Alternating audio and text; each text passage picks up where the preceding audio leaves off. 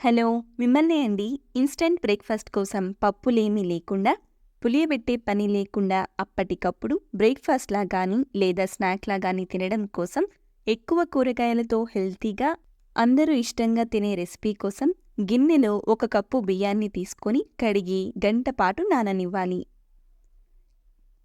దీనికోసం ఇంట్లో అన్నం వండుకోవడానికి వాడే బియ్యమైనా లేదా రేషన్ బియ్యనైనా వాడుకోవచ్చు. వాడిన బియ్యాన్ని మిక్సీ జార్లో వేసి చాలా తక్కువ నీళ్లు పోసి మెత్తగా గ్రైండ్ చేసుకుని తీసుకోవాలి. పిండి జారుగా అవ్వకుండా కొన్ని నీళ్ళని మాత్రమే పోసి గ్రైండ్ చేసుకోండి. తరువాత ఒక బంగాళదుంపని చాలా మెత్తగా ఉడికించి పూర్తిగా చల్లారిన తర్వాత ముక్కలుగా కట్ చేసి ఇందులో వేసుకోవాలి. ఇది నలగడం కోసం కొన్ని నీళ్లు కూడా పోసి మెత్తగా గ్రైండ్ చేసుకొని తీసుకోవాలి. ఇందులో ఉడికించిన తర్వాత పూర్తిగా చల్లారకుండా వేడిగా ఉన్నప్పుడే బంగాళదుంప వేసినట్లయితే పిండి వేడెక్కిపోయి ఇది కుక్ చేసిన తర్వాత సరిగా పొంగదు. ఇప్పుడు పిండిని గిన్నెలోకి తీసుకొని అట్లు వేగిన తర్వాత కొంచెం క్రిస్పీగా రావడం కోసం, అలాగే పిండిలో బైండింగ్ రావడం కోసం 4 స్పూన్ల వరకు బొంబాయి రవ్వను వేసి రుచికి సరిపడా ఉప్పు కూడా వేసి ఒకసారి కలిపి రవ్వ నానడం కోసం 5 నిమిషాల పాటు పక్కనుంచండి. తరువాత ఇందులో 1 ఉల్లిపాయ సన్నని తరుగు, 1 క్యారెట్ తురుము, 2 సన్నగా కట్ చేసిన పచ్చిమిర్చి ముక్కలు, అలాగే 1 స్పూను అల్లం తురుము, కొద్దిగా తరిగిన కొత్తిమీర, 1 రెమ్మ లేతగా ఉండే కరివేపాకు కూడా వేసి బాగా మిక్స్ చేయండి.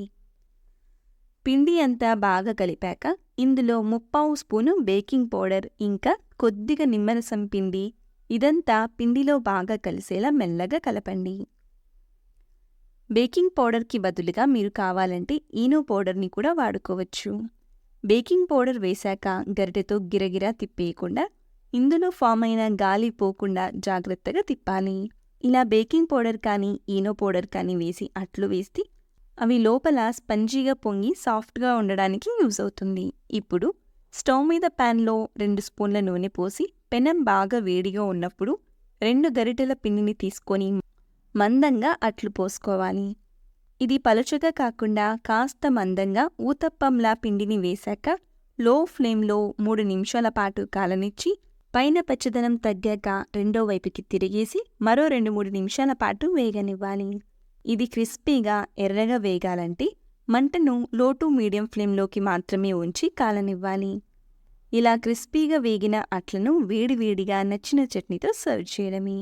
వీటికి కాంబినేషన్గా కొబ్బరి చట్నీ కానీ లేదా పుల్లగా స్పైసీగా ఉండే ఏ చట్నీతో అయినా సర్వ్ చేసుకోవచ్చు.